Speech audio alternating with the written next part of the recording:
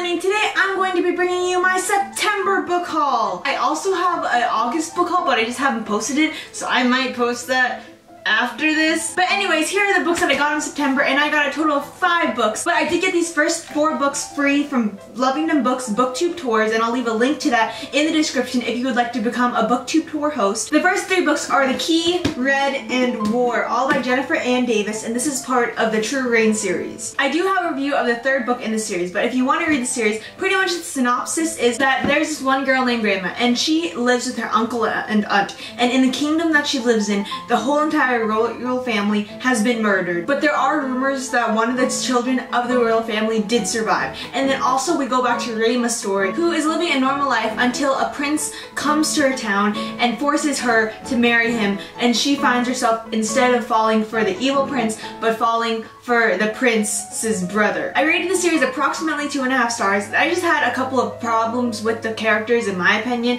but I can understand how a lot of other people would really enjoy the series, especially if you like fantasy. And my next book is also from the Lovingdom Books BookTube Tours, and it is Forget Tomorrow by Pintip Dunn. This is a dystopian novel, and this is probably going to be my first dystopian novel that I've read in a super long time, and it follows Callie. And in the world of Callie, on people's 17th birthdays, they get a memory from the future. So is it a memory? They get something from the future, and it's pretty much telling them how they're gonna be in the future, and it's the most important part of their lives. A vision! That's the word! A vision. They get a vision from the future. And usually, like, the vision tells if a person's gonna be a famous pianist, or if they're gonna be a super intelligent lawyer, or etc., and that's how they're accepted into schools and how their life pretty much goes from that vision. But then on Callie's vision, she sees that she is murdering her sister, and that means that she is sent to prison. So with the help of her old best friend and crush, she has to escape this prison and find out what's really going on, and you know, the normal dystopian gist government. I was really interested in this because it did seem fairly interesting, and also because I wanted to give dystopians another chance, because I have had bad experiences with dystopians, but I have also had a couple of good few ones. And then my next book is also by Grace's BookTube Tours, and it's called The Last of the Firedrakes by Farah Oomerbhoy. And it is the first in the Avalonia Chronicles. First of all, can we just appreciate how beautiful this cover is? This series follows a 16-year-old girl named Aurora Darlington. Aww. How darling. She is an orphan and been mistreated in foster homes until one day she walks through a door into this new magical world, and there are mages and queens, and it's all the whole entire, you know, general fantasy gist. But then bad things are happening in this kingdom, of course, because bad things are always happening.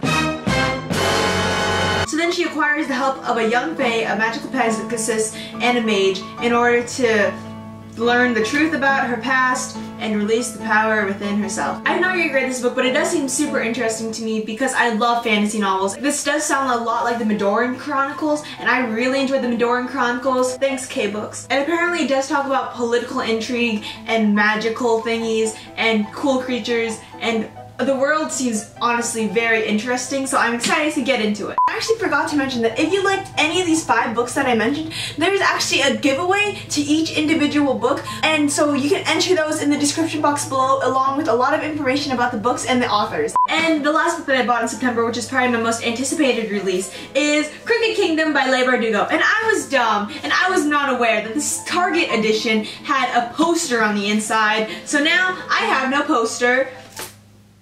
And I'm sad. Okay, but first of all, can we appreciate how beautiful this cover is? And look at these pages. If this colored pages thing becomes an actual thing, I will not be upset. I already kind of like ruined the cover and it makes me really sad, but anyways. This is the second and final book of the Six of Crows duology, so this is the end of what we see of Kazbrecker and his clan, and pretty much what the Six of Crows duology follows is an amazing person named Kazbrecker. Kazbrecker is super cunning and intelligent, and on the first book, he is sent to do this impossible heist that no one has ever done before, so he gets a group of 6 ragtag teenagers with different abilities and different specialties in order to achieve this heist, and it is super interesting, and I love all the characters. This series is very character focused and it's wonderful. I already finished this book. I'm not sure if I'm going to film a review of it, but I do have a review on Goodreads if you would like to read that. So I did lie in the beginning. I actually had 6 books to show you instead of 5 books, but I am excited to read all of these,